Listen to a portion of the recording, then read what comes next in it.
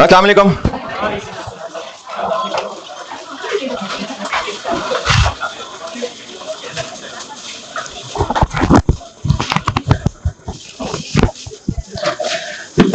दुरूद शरीफ पढ़ लें।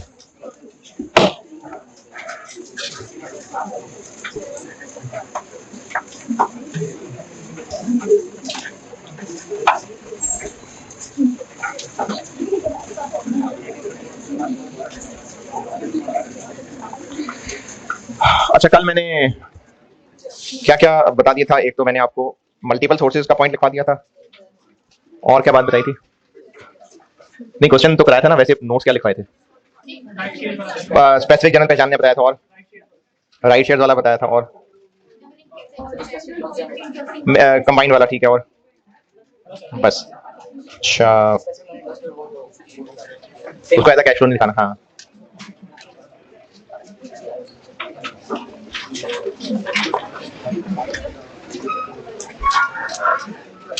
अच्छा, कल अब मल्टीपल सोर्सेज में मैंने आपको 3 वर्किंग्स बता दी हैं जिसमें कैश फ्लो इस्तेमाल हो रहा है। अपने पैसे भी हैं, उसमें भी कैश फ्लो इस्तेमाल हो रहा है। स्पेसिफिक लोन का बचा हुआ पैसा, वहां भी कैश फ्लो इस्तेमाल हो रहा है, जो मैं इन्वेस्टमेंट इनकम की वर्किंग बना रहा हूं। और जनरल बोरोइंग के लिए जो इंटरेस्ट कॉस्ट की वर्किंग है, वहां भी कैश फ्लो इस्तेमाल हो रहा है। तो एक दो नोट और लिखवा रहा हूं। एक ये लिख लें कि अगर कोई खर्चा जो एसेट की कॉस्ट में ही शामिल होना नहीं बनता, अगर कोई खर्चा जो एसेट की कॉस्ट में ही शामिल होना नहीं बनता, यानी IAS 16 ने उसको एबनॉर्मल कॉस्ट कहा होता है। अगर कोई खर्चा एसेट की कॉस्ट में ही शामिल होना नहीं बनता,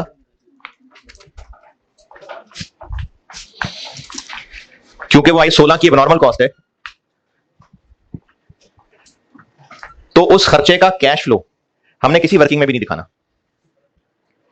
अगर कोई खर्चा जो एसेट की कॉस्ट में ही शामिल होना नहीं बनता, अगर किसी ने होमवर्क वाला सवाल किया है तो उसमें एक पेनल्टी थी, तो उस पेनल्टी को बिल्डिंग की कॉस्ट में क्यों ऐड नहीं किया? क्योंकि IAS 16 के मुताबिक वो एबनॉर्मल है, तो इसलिए ना उसकी पेमेंट को कहीं किसी वर्किंग में भी नहीं दिखाया।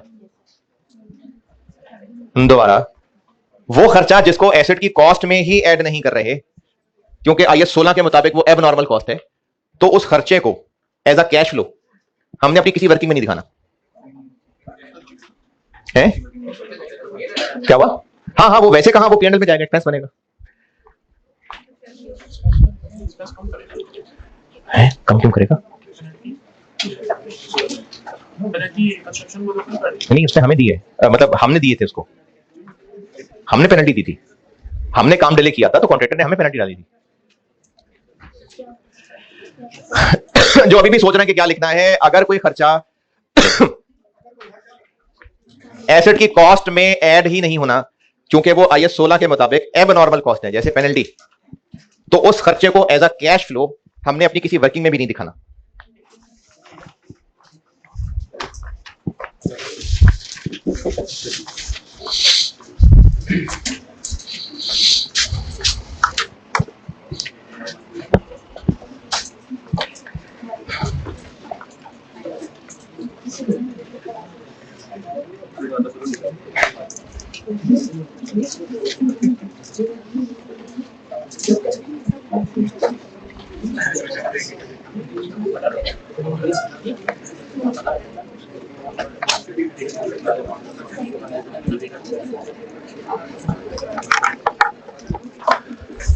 अगला पॉइंट लिखें।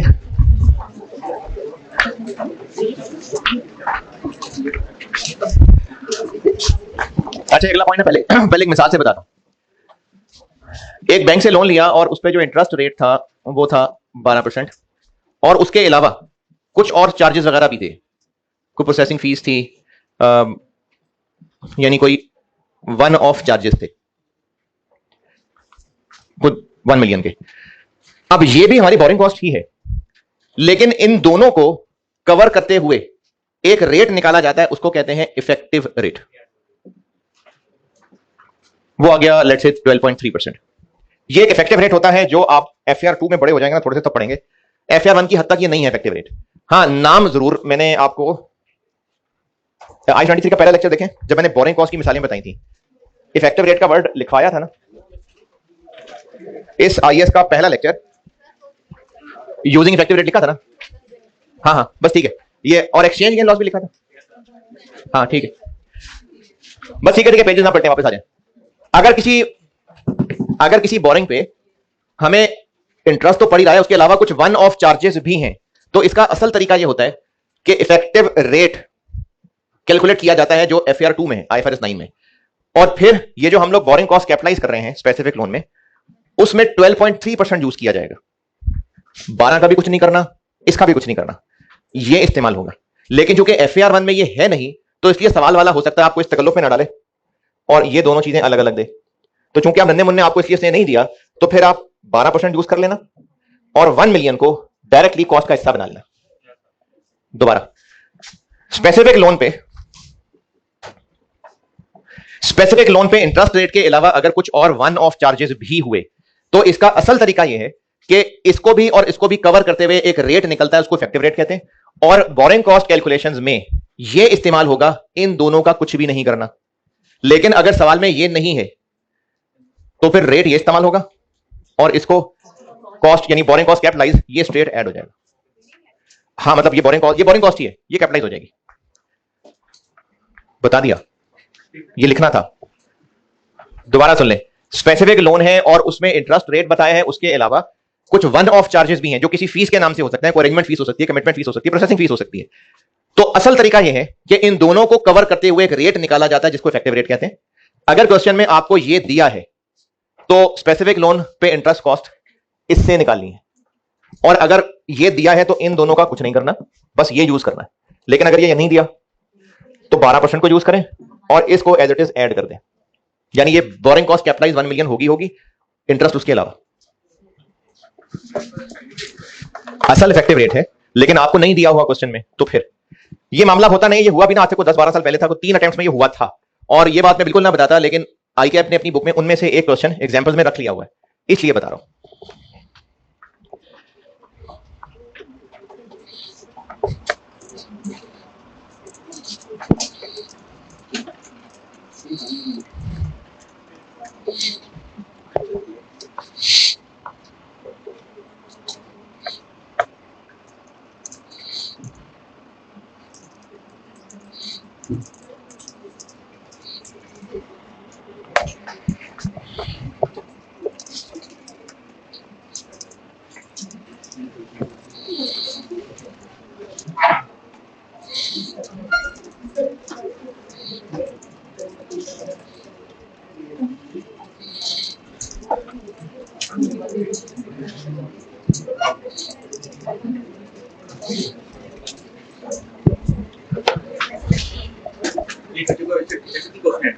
बोरिंग कॉस्ट कैपिटलाइज हो जाएगी ना, यानी स्पेसिफिक बोरिंग के अंदर इंटरेस्ट कॉस्ट तो हम लिखते ही हैं ना, साथ ये प्रोसेसिंग चार्जेस भी ऐड हो जाएंगे। अभी सवाल में करके दिखाता हूं।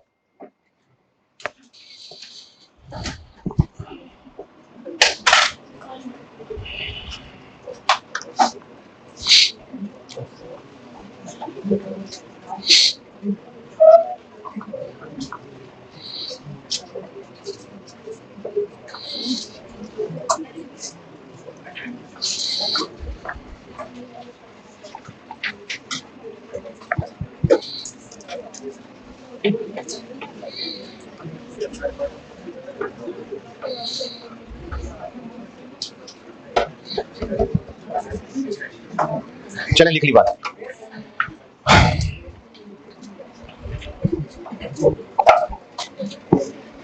शेयर वाला, राइट शेयर वाला बता दिया था ना। ओके,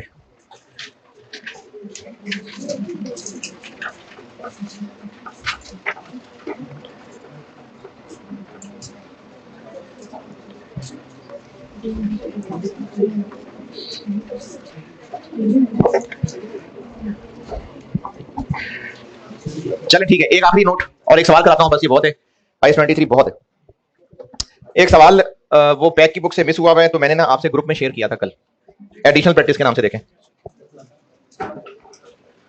आईएस 23 की एडिशनल प्रैक्टिस के नाम से कल आपसे ग्रुप में शेयर हुआ होगा जी। 2 क्वेश्चन थे उसमें, एक पास पेपर का है, एक मैंने खुद बनाया हुआ है।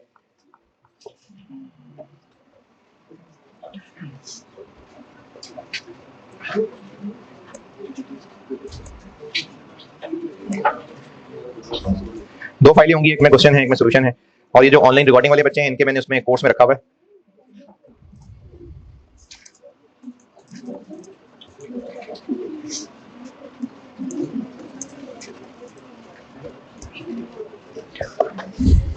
उसमें ऊपर वाला क्वेश्चन है कुरैशी के नाम से, वो पढ़ ले, मैं करता हूं। और उसके बारे में एक नोट लिखवाना है, वो पहले उस पॉइंट तक पहुंचा दूं, क्योंकि नोट बड़ा अजीब सा है और ये 2-3 सवालों में आया है, बिल्कुल बेकार सा पॉइंट है, आया हुआ है, इसलिए बताना है। और वो सबसे आखिर में इसलिए बताना है कि उसके बाद आप ये ना समझेगा IAS 23 तो गया, उससे पहले पहले जो आ गया बस ठीक है, वो आखिरी वाला पॉइंट नहीं भी समझ आया तो दफा करें। सवाल पढ़ने में करता हूं और इस सवाल की आखिरी एडजस्टमेंट है, उसके लिए एक नोट लिखवा दूंगा और बस फिर IAS 23 डन। कुरैशी के नाम से सवाल होगा, सवाल पढ़ लीजिए, मैं करता हूं।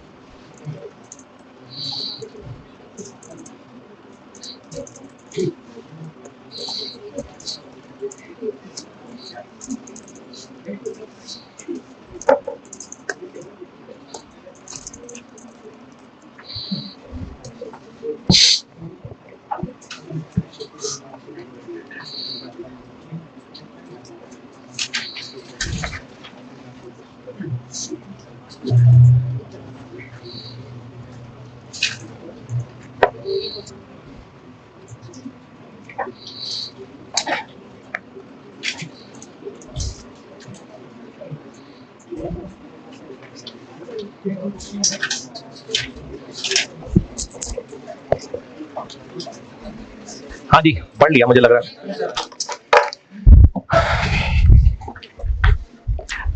रिक्वायर्ड क्या है? कॉस्ट,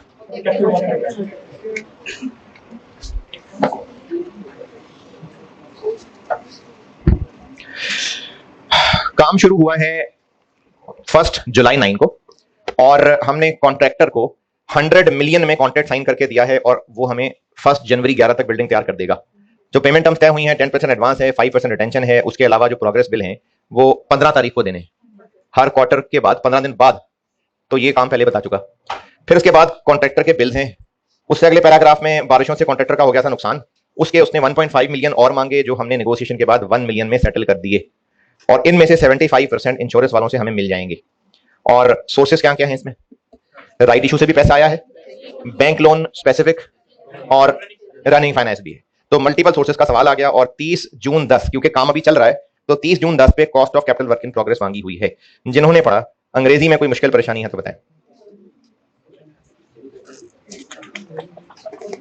चल कोई मसला नहीं। हाँ जी, इंश्योरेंस क्या समझ नहीं आई? इंश्योरेंस किसकी मिल रही है?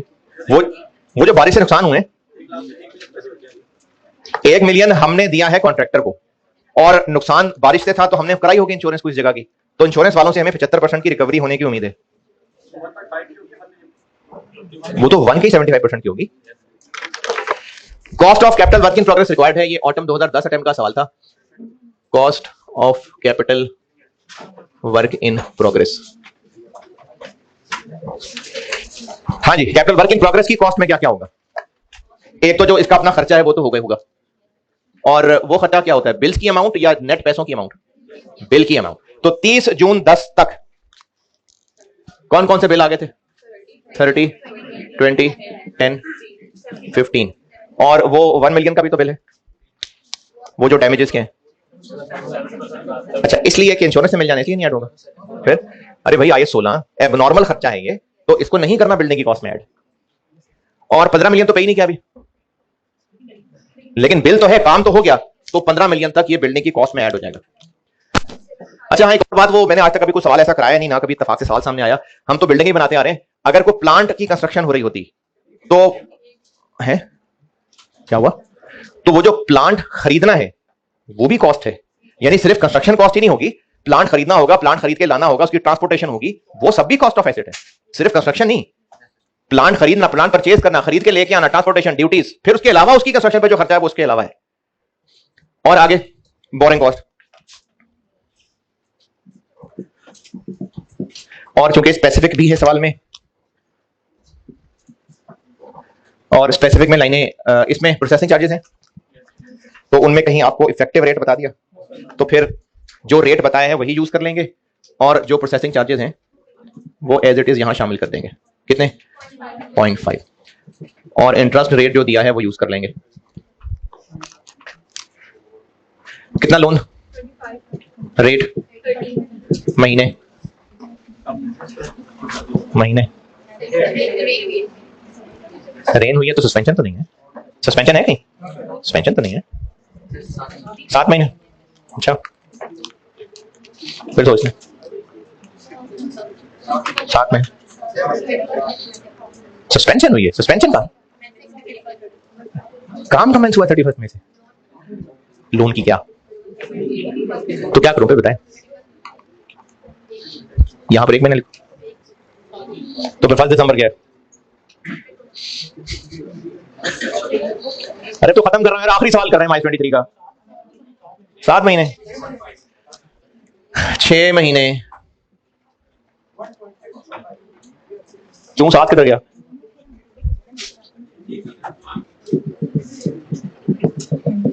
ये है 7वां महीना, ये कहां से आ गया? 25 मिलियन का लोन था, 1 दिसंबर को लिया था, और अगली लाइन में लिखा हुआ है principal is repayable in 5 half yearly equal instalments of 5 million each along with interest. तो 5-5 मिलियन करके लोन वापस भी तो करना है ना, तो ये लोन वापसी वाला वो पहला सवाल कि दूसरा सवाल? पहला वाला। क्यों? क्योंकि प्रिंसिपल की इक्वल इंस्टॉलमेंट है। मैंने रीपेमेंट के 2 कराए थे सवाल, तो principal is repayable in 5 half yearly equal instalment of ₹5 million each. वैसे भी 25 मिलियन की 5 इंस्टॉलमेंट करें तो एक 5 मिलियन बनता है, तो ये 5-5 मिलियन है जो प्रिंसिपल वापस होता जाएगा। कमेंसिंग फ्रॉम, क्या चीज commencing from? Repayment commencing from, यानी रीपेमेंट है जो 31 मई से शुरू होगी, तो जब 31 मई को लोन वापस कर देंगे तो पीछे 20 रह जाएगा, तो 1 दिसंबर से 31 मई तक 6 महीने, और वो जो जून वाला महीना है वो 20 मिलियन पे। तो आखिरी सवाल है यार इसमें, नहीं समझ तो आप गए, क्या नहीं लिखा हुआ?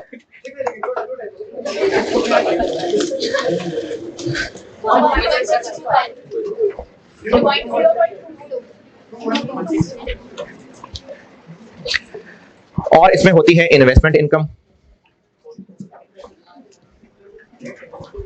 और जनरल बोरिंग भी है,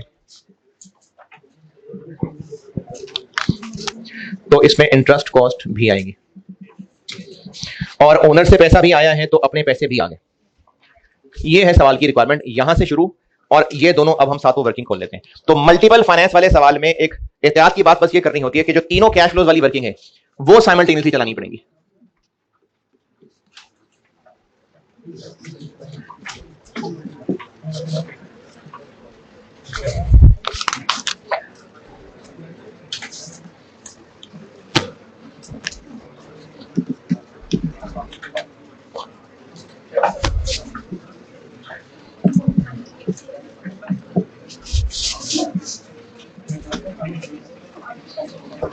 इसका इंटरेस्ट कितना है सरप्लस फंड का?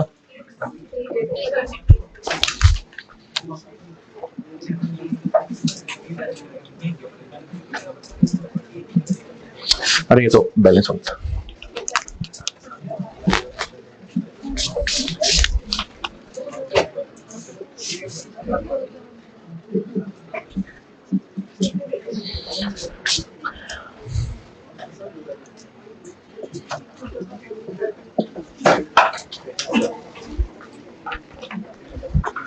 ये तीनों वर्किंग साइमल्टेनियसली चलाएंगे तो फिर कैश फ्लो मैनेज होगा।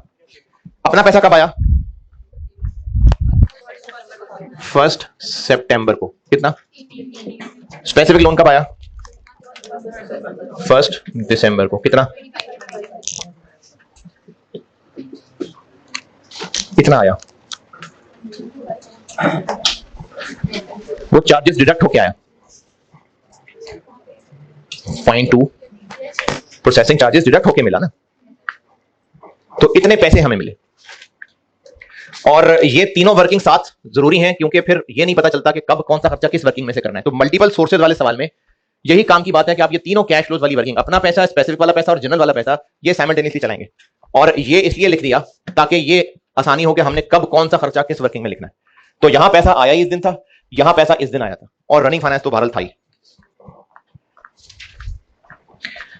ये वर्किंग्स फैला लें, फिर खर्चा चलाते हैं।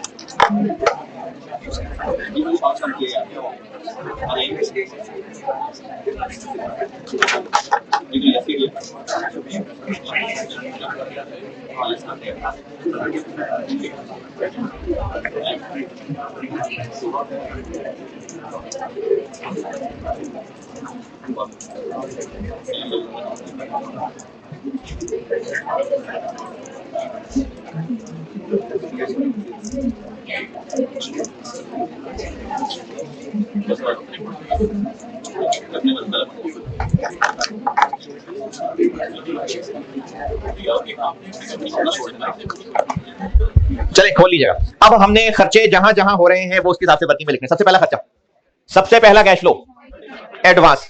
एडवांस सबसे पहला खर्चा एडवांस कब दिया? 1 जुलाई 9 को। सबसे पहले कहां नजर मारे? अपने पैसे। 1 जुलाई 9 को यहां से खर्चा कर सकते हैं, कर सकते हैं भाई। पैसे 1 सितंबर को आ रहे हैं ना, 1 जुलाई में कहां से करें? वो पैसे ही नहीं है ना, ये लिखा तो है 1 जुलाई 9 को यहां नहीं थे पैसे। दूसरा नंबर स्पेसिफिक, यहां 1 जुलाई 9 को पैसे थे नहीं थे, तो इसलिए हमें जनरल बोरिंग से करने पड़े। कितने पैसे दिए? 100 मिलियन का 10% एडवांस दे दिया। उसके बाद अगला कैश, अगला कैश कब गया?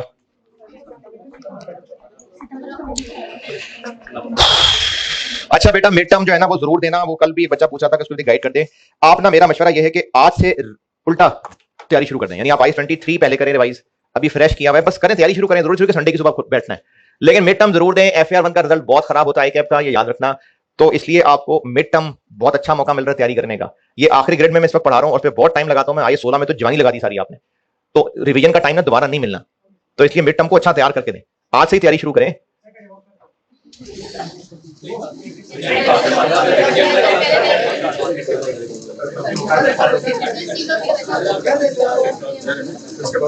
बस बोलिए, चले आगे चलते हैं सवाल में। मैंने क्या कहा था?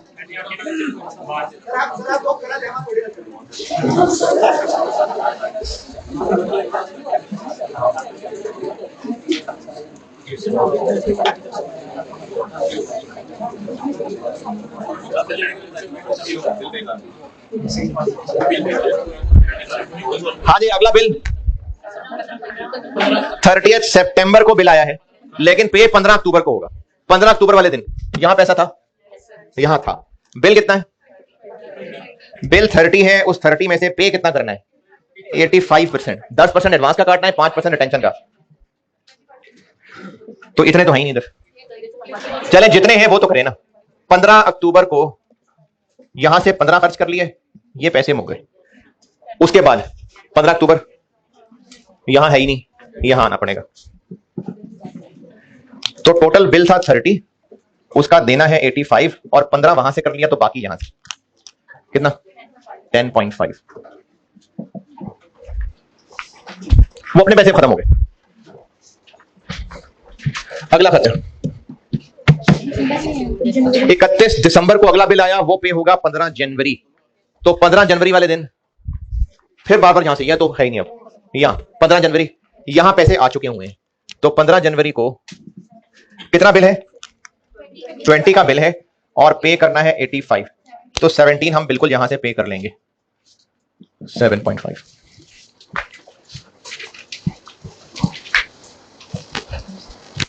अगला बिल आया 31 मार्च, पैसे देने हैं 15 अप्रैल को। तो यहां है बिल्कुल पैसे, कितने पैसे देने? 10 मिलियन का बिल है, 8.5 तो यहां नहीं है, चलें जितने हैं वो ले लें, बाकी जमा 10 मिलियन में से पैसे देने हैं 8.5, 7.5 वहां से आ गया, तो बाकी 1 यहां से करना।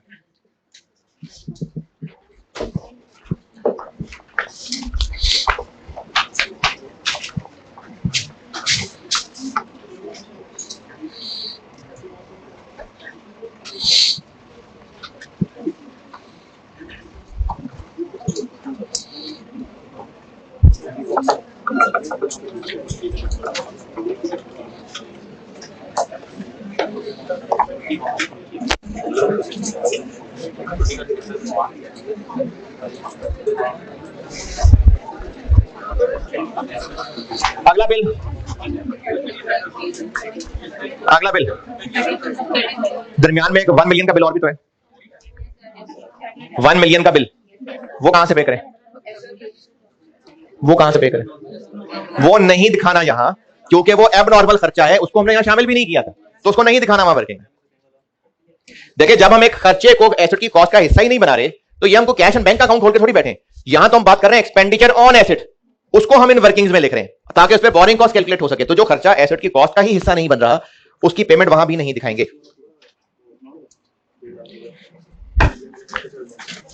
अगला बिल 30 जून का, तो वो तो हमारे सवाल से निकल गया बाहर। इस सवाल में यहां तक कोई मसला परेशानी है तो बताएं, क्योंकि अब जो बात बताने लगा वो है बहुत अजीब सी बात, और ये 3-4 सवालों में टेस्ट हुई थी आज से कई साल पहले। FR 1 में इस तरह की बातें टेस्ट नहीं होती, ये पहले FR 2 में होता था। 18, 20 दिसंबर का सवाल आता था इस 23 से। अब तो ये लेवल 1 टॉपिक है, लेकिन फिर भी हो सकता है टेस्ट, इसलिए बता रहा हूं। ये आखिरी नोट है IS 23 का, आखिरी सवाल का आखिरी स्टेप कर रहा हूं। इससे पहले पहले तक IS 23 अगर समझ आ गया तो बस ठीक है, इसकी वजह से IS 23 मत खराब करना जो अब बताने लगा। लिखे नोट, एक नोट लिखवा रहा हूं। अगर स्पेसिफिक लोन सवाल में वापस करना पड़ जाए, अगर सवाल में स्पेसिफिक लोन की रीपेमेंट आ गई है, अगर क्वेश्चन में स्पेसिफिक लोन की रीपेमेंट है,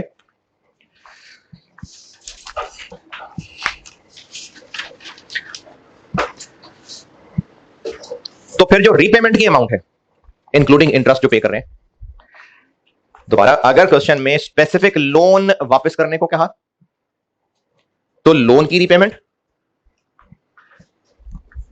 प्लस जितना कैपिटलाइज इंटरेस्ट किया वो, यानी जितना इंटरेस्ट पे हो रहा है उसमें से जितना कैपिटलाइज किया हुआ है वो, उसकी पेमेंट को किस वर्किंग में शो करेंगे उसका ऑर्डर बता रहा हूं। दोबारा अगर क्वेश्चन में स्पेसिफिक लोन की रीपेमेंट कही जाए, तो जो लोन की अमाउंट वापस कर रहे हैं प्लस जितना इंटरेस्ट साथ दे रहे हैं, तो हमने लोन की अमाउंट जो वापस हो रही है और जितना इंटरेस्ट कैपिटलाइज हो रहा है, इसकी पेमेंट किस वर्किंग से दिखानी है उसका ऑर्डर बता रहा हूं। नंबर 1 यहां से, नंबर 2 इधर, नंबर 3 यहां। नंबर 1 ये स्पेसिफिक के बचे हुए पैसे, नंबर 2 अपने पैसे, और नंबर 3 जनरल बोरिंग।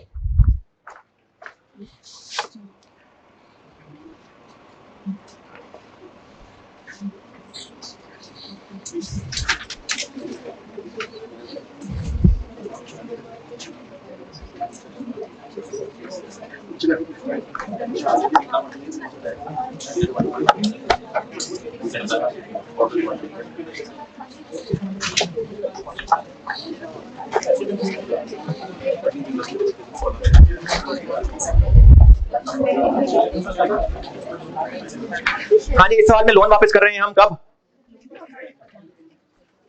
अरे अभी तो करे थे ये, नहीं हो तो गया लेकिन करें ना है ना। अब 5 मिलियन और साथ इंटरेस्ट कितना? 6 महीने का, यानी यही 1.63। तो 5 मिलियन भी और ये इंटरेस्ट भी, इसकी पेमेंट हम यहां दिखाते, लेकिन यहां तो पैसे नहीं है, इसलिए हमें यहां दिखाना पड़ेगा 6.63। दोबारा स्पेसिफिक लोन वापस करना पड़ रहा हो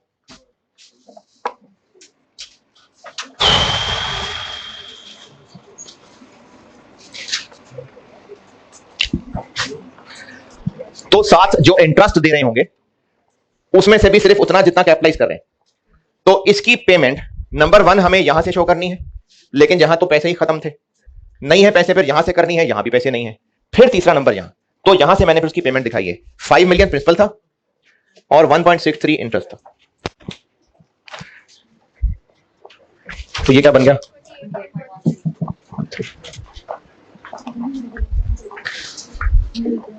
बस अब वर्किंग क्लोज। ये 30 जून पे ईयर एंड सवाल खत्म हो गया, ये इसका फुल स्टॉप आ गया। कितने महीने? 12 पूरा और जनवरी आधा, 1.5। ये कितने महीने? 3 महीने। 24.5 8%, 1.5 by 12। 7.5 8%, 3 by 12।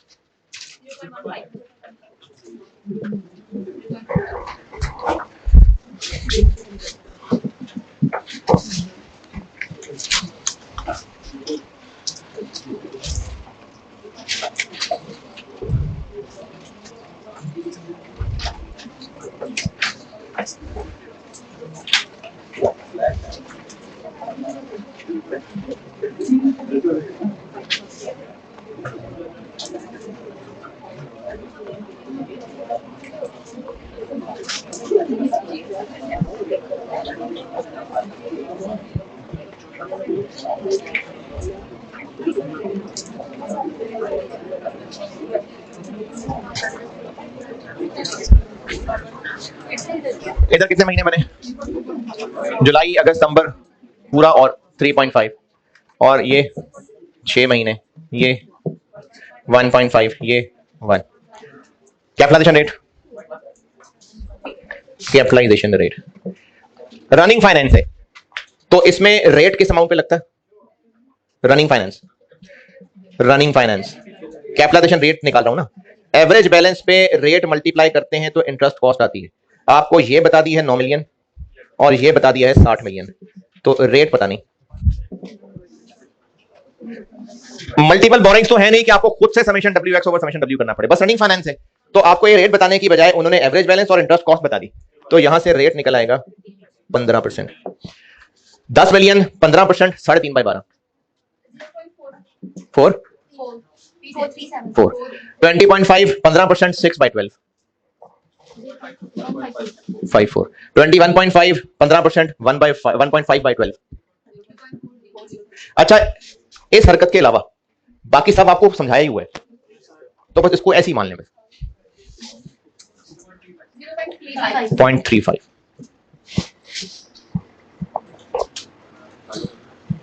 ये पॉइंट मैं बताता भी ना अगर उन्होंने वो उन 3 सवालों में से, ये आए थे ऑटम 9, ऑटम 10 और ऑटम 11, 3 सवालों में ये हरकत हुई थी, तो उनमें से एक आईकैप की बुक में अभी भी शामिल रखा हुआ है, इसलिए ये बताया है, वरना अब ये इस तरह की हरकतें नहीं होती थी। 2.73।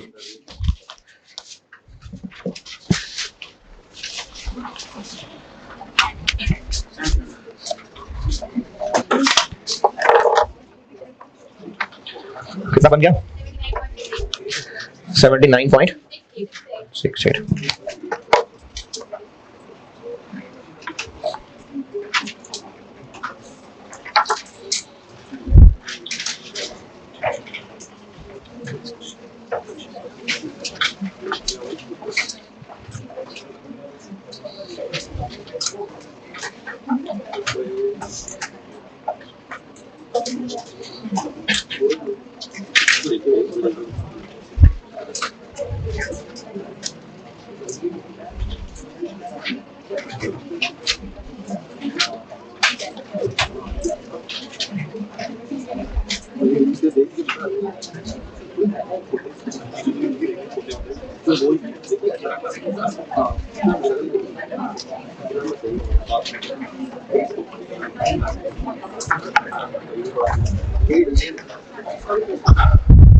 एक नोट लिखें, ये एमसीक्यूज में टेस्ट हो सकता है। एक नोट लिखें, है जी, वो तो सवालों का हो गया ना, ये एक नोट बता रहा हूं, ये एमसीक्यूज में टेस्ट हो सकता है।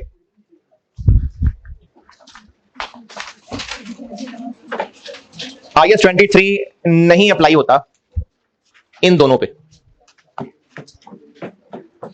IAS 23 नहीं होता अप्लाई इन दोनों पे।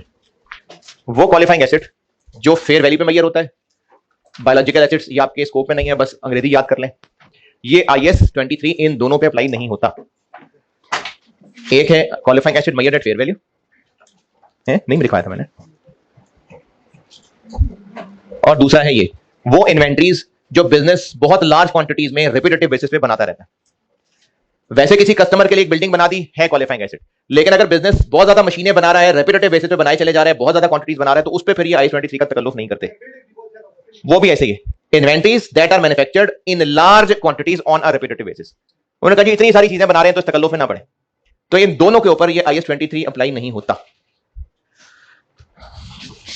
लें जी, लगे आता हूं अच्छा अच्छा अच्छा, okay okay okay okay. IAS 40 कराऊंगा कल, वो छोटा सा और आसान सा IAS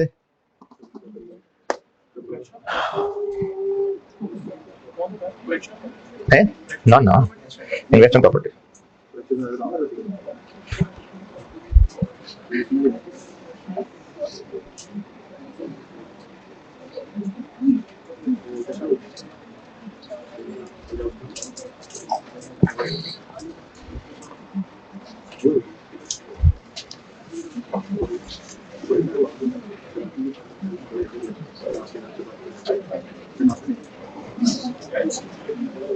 लिख लिया।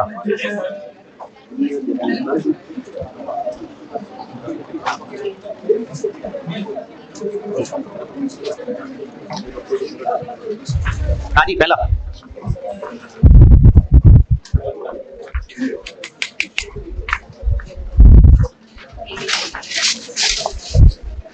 which two of these statements are correct? अच्छा, ये क्यों गलत है?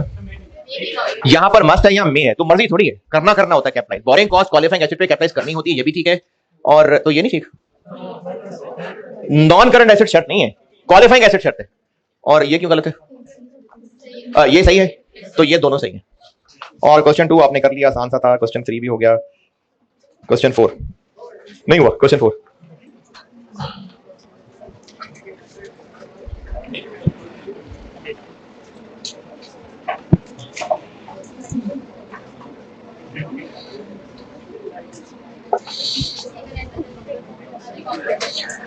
अच्छा, ये आपको भी नहीं पढ़ाया, ये खैर सी का आंसर है भी नहीं, वैसे ये बात अभी पढ़ानी है, तो सी तो है ही नहीं।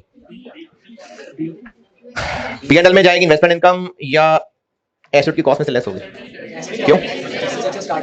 क्योंकि कंस्ट्रक्शन स्टार्ट होने से पहले की कमाई है ये, तो ये इन्वेस्टमेंट इनकम में जाएगी। 5 आपने कर लिया, आसान सा था। 6 भी बड़ा आसान था। 7 भी हो गया, 8 भी हो गया, 9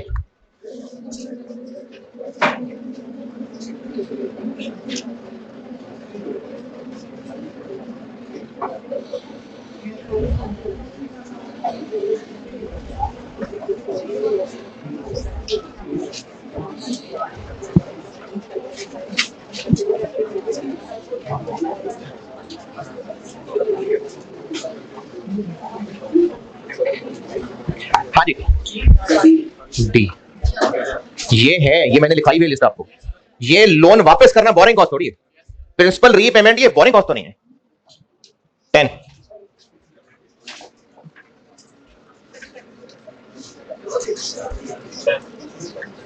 अच्छा, इसमें बताया नहीं कि नॉर्मल एबनॉर्मल, लेकिन बहरहाल बाय डिफॉल्ट एबनॉर्मल ही है, तो सस्पेंशन के दौरान बोरिंग कॉस्ट एक्सपेंस बनेगा।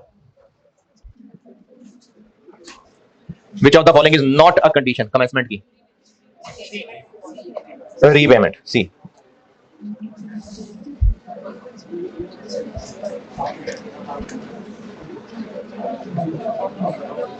वैसे तो उसका आंसर सी भी ठीक होना चाहिए,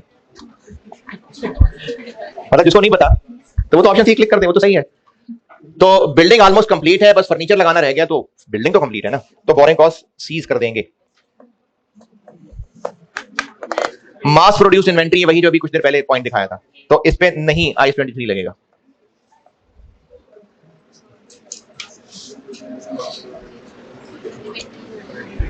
नहीं, आई मीन इन्वेंट्री। सी, वो एसेट जो खरीदते ही वर्किंग कंडीशन में है, वो नहीं है क्वालिफाइंग एसेट।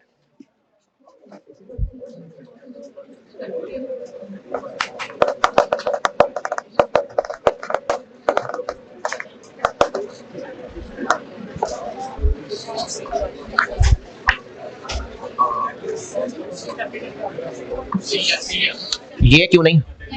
बात टेम्परेरी की नहीं है, तो ये तो प्लान है, तो नॉर्मल है। बस 2-3 रह गए। 16।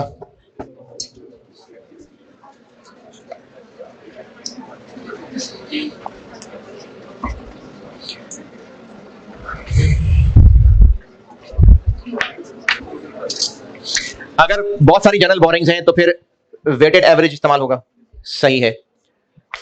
ये क्यों गलत है? 3 कंडीशन है, इस एक पे नहीं पूरा हो जाएगा। Capitalization always continue until asset, नहीं, सस्पेंशन भी हो सकती है, एसेट कंप्लीशन पे भी रोक सकते हैं। नहीं, बाकी कंडीशंस भी हैं। 17 आपने कर लिया, 18 आपने कर लेना चाहिए था।